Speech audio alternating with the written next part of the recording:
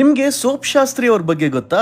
ನಾನು ನಿಮ್ಮ ನ ಆಶಿಕ್ ಮಾತಾಡ್ತಾ ಇರೋದು. ಮೈಸೂರ್ ಸ್ಯಾಂಡಲ್ ಸೋಪ್ ಹೆಂಗ್ ಮಾಡ್ತಾರೆ ಅಂತ ಮುಂಚಿನ ರೀಲ್ಸ್ ಅಲ್ಲಿ ತೋರ್ಸ್ಕೊಟ್ಟಿದ್ದೆ.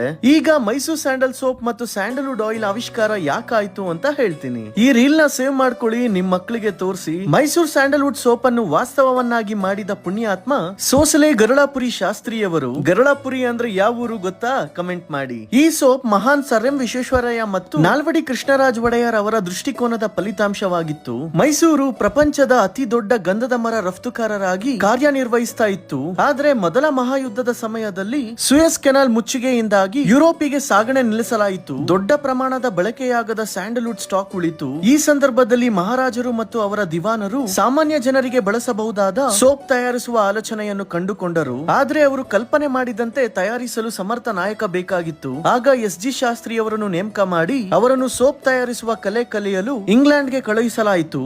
ಮತ್ತೆ ಅವರು ಹಿಂದಿರುಗಿದ ನಂತರ 1916ರಲ್ಲಿ ಮೈಸೂರು ಸ್ಯಾಂಡಲ್ ಸೋಪ್ ಫ್ಯಾಕ್ಟರಿ ಸ್ಥಾಪಿಸಲಾಯಿತು. ಈ ಸೋಪ್ ಅನ್ನು ಓವಲ್ ಆಕೃತಿಯಲ್ಲಿ ವಿನ್ಯಾಸ ಮಾಡಿದ್ದಾರೆ ಮತ್ತು ರಾಜ್ಯದ ತತ್ವಶಾಸ್ತ್ರವನ್ನು ಪ್ರತಿನಿಧಿಸುವ ಪೌರಾಣಿಕ ಶರಭವನ್ನು ಲೋಗೋವನ್ನಾಗಿ ಆಯ್ಕೆ ಮಾಡಿದ್ರು. ಈ ಫ್ಯಾಕ್ಟರಿಯ ಇನ್ನೊಂದು USP ಏನಂದ್ರೆ ಝೀರೋ ವೇಸ್ಟೇಜ್ ಫ್ಯಾಕ್ಟರಿ. ಇದಕ್ಕೆಲ್ಲ ಕಾರಣ ಮೈಸೂರು ಸ್ಯಾಂಡಲ್ ಸೋಪ್ ನ ತಂದೆ ಎಸ್.ಜಿ. ಶಾಸ್ತ್ರಿ ಅವರು. ಮತ್ತೆ ಇವರು ಇಂಗ್ಲೆಂಡ್ ನಲ್ಲಿ ಇಂಡಸ್ಟ್ರಿಯಲ್ ಕೆಮಿಸ್ಟ್ರಿಯಲ್ಲಿ ಸ್ನಾತಕೋತ್ತರ ಪದವಿ ಪಡೆದ ಮೊದಲ ಕನ್ನಡಿಗ.